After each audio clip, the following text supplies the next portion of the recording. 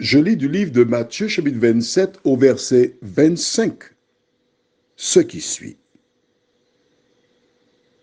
Et tout le peuple répondit que son sang retombe sur nous et sur nos enfants. Prions. Notre Seigneur, notre Dieu, voici Ponce Pilate qui se lave les mains et qui dit, je suis innocent du sang de ce juste. Cela vous regarde.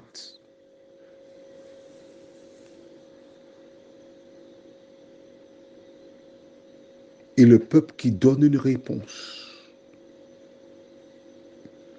L'histoire nous montre une partie des conséquences de ce choix désastreux. Alors que nous étudions ce verset, Seigneur, merci pour la compréhension. Nous t'en prions au nom de Jésus pour ta gloire éternelle. Amen. Quelle responsabilité. Pilate qui dit, je suis innocent du sang de ce juste. Il achève en disant, cela vous regarde.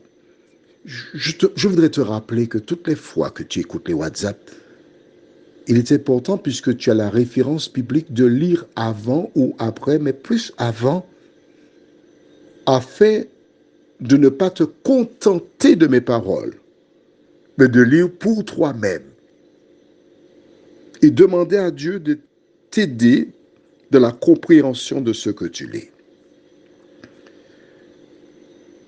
Les personnes, toujours sous l'influence de l'ennemi, parce que celui qui n'est pas avec Jésus est contre lui. D'accord? Que disent-elles? Que son sang retombe sur nous et nos enfants. Ils ont fait un contrat. Parce que, rappelle-toi, je t'ai expliqué que lorsque quelqu'un parle, il faut savoir qui est derrière. Celui qui était derrière Pilate, c'est qui? Alors, dis-moi, réponds-moi. Je verrai si tu es un bon élève. Ou une bonne élève, pardon. J'aurais dû dire une bonne élève avant. Mesdames, je vous prie de m'excuser. Est une bonne élève. Qui est derrière Pilate? C'est l'ennemi. D'accord? Et qui est derrière le peuple qui dit crucifie-le, que son sang retombe sur nous et sur nos enfants? Qui est derrière le peuple? L'ennemi. D'accord. Mais l'ennemi utilise des humains. Tu as bien compris ça? Le professeur, le patron, le chef du département, etc. Il est utilisé soit par Dieu ou l'autre. Et là, on signe un contrat où cette personne déclare que son sang retombe sur nous et sur nos enfants. Nous sommes prêts à payer le prix. Que s'est-il passé? Nous savons qu'Israël existait. Nous savons que le peuple d'Israël, les Palestiniens, beaucoup des Arabes qui sont là, sont les enfants de qui? D'Abraham. D'accord? Ils sont cousins. Ismaël est le fils aîné d'Abraham, parce qu'Agar lui a enfanté un fils sous la recommandation de Sarai, qui devint Sarah. Mais Dieu avait dit que de Sarah sortira l'enfant de la promesse, et de cette lignée naîtrait le Christ. Et c'est ce que nous appelons le peuple juif. Es-tu conscient qu'à un moment donné, que les Juifs étaient errants et vagabonds sur terre, ils n'avaient pas de sol. Ils n'avaient pas de territoire.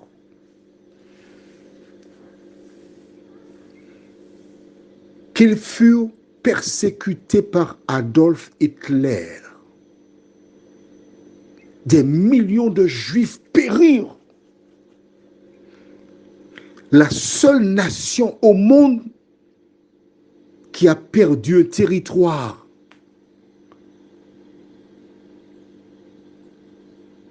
dont les enfants furent brûlés, ils furent spoliés, leurs biens volés.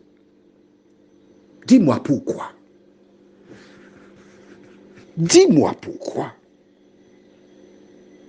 Des hommes te donneront des réponses. Mais si tu lis la Bible, tu comprends pourquoi ils ont supporté les conséquences de leur choix. Laissons les Juifs. Parlons de toi. Toi qui n'as pas encore décidé. Toi qui écoutes, observe et qui agit comme la foule. Quelles seront les conséquences que tu devras supporter? Dois-tu supporter les conséquences? Choisir Jésus.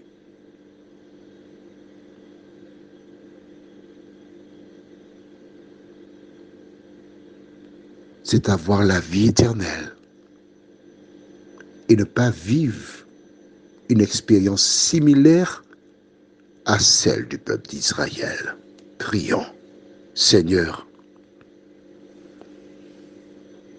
obnubilé, trompé, aveuglé par l'ennemi, ces personnes firent un mauvais choix. L'histoire est là pour nous démontrer les conséquences de ce choix. Et plusieurs découvrent aujourd'hui pourquoi ces personnes ont tant souffert et continuent à souffrir. Seigneur, aide-nous, non pas à te choisir parce que nous craignons les conséquences du mauvais choix, mais aide-nous à te choisir parce que tu nous aimes. Tu es venu mourir sur la croix pour nous sauver et tu nous invites à venir à toi. Aide-nous à te choisir, nous t'en prions. Au nom de Jésus, pour ta gloire éternelle. Amen. Je te souhaite une bonne nuit.